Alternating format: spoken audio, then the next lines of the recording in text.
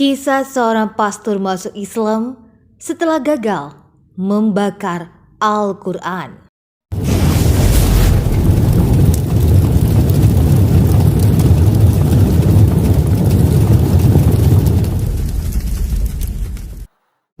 Pukulan telak buat umat Kristen. Bagaimana tidak? Sejumlah pendeta, pastor, uskup agung, artis, ilmuwan, biarawati, dan banyak lagi yang tidak bisa kita sebutkan satu-satu. Mereka yang masuk Islam atas dasar pemikiran mereka yang cerdas. Seperti kisah seorang pendeta yang gagal membakar Al-Quran, justru malah sebaliknya. Malah dia yang terbakar.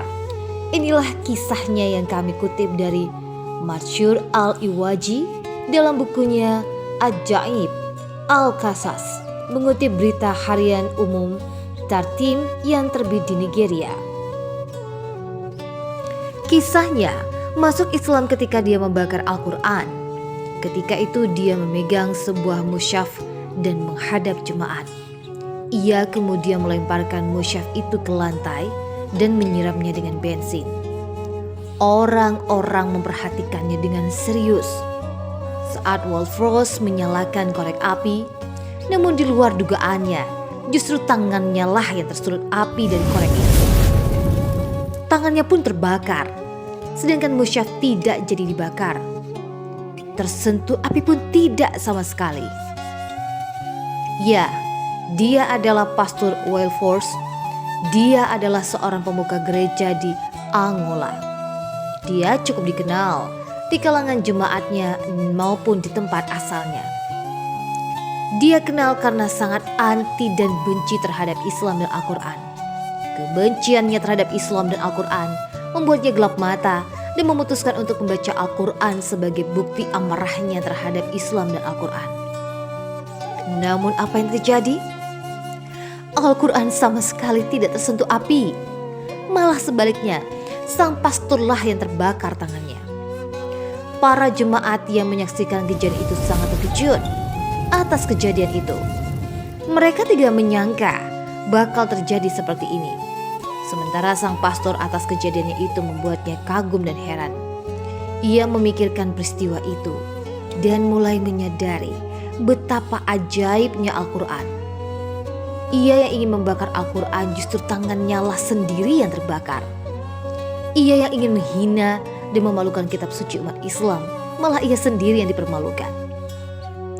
Atas peristiwa itu, Wolfros mulai terganggu pikirannya. Atas keajaiban Al-Quran yang disaksikannya sendiri, kejadian terus menghantui pikirannya siang dan malam. Dan dia mulai menyadari betapa ajaibnya Al-Quran itu. Dan dia menyadari juga bahwa ia baru saja diselamatkan dari hal paling gila yang dilakukannya. Selama ini kebenciannya terhadap Al-Quran telah menyadari dan mulai mengakui kebenaran Al-Quran dari lubuk hatinya yang paling dalam. Wolfros pun kemudian mengikrarkan diri masuk Islam dan mengucapkan 2 kalimat syahadat.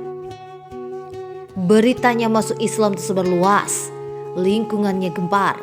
Bagaimana tidak? Ya, dulunya seorang pembenci, kini menjadi pengikutnya dan mengakui kebenaran Al-Quran. Dan dia sendiri mengakui bahwa Al-Quran sebagai wahyu ilahi dan kitab suci.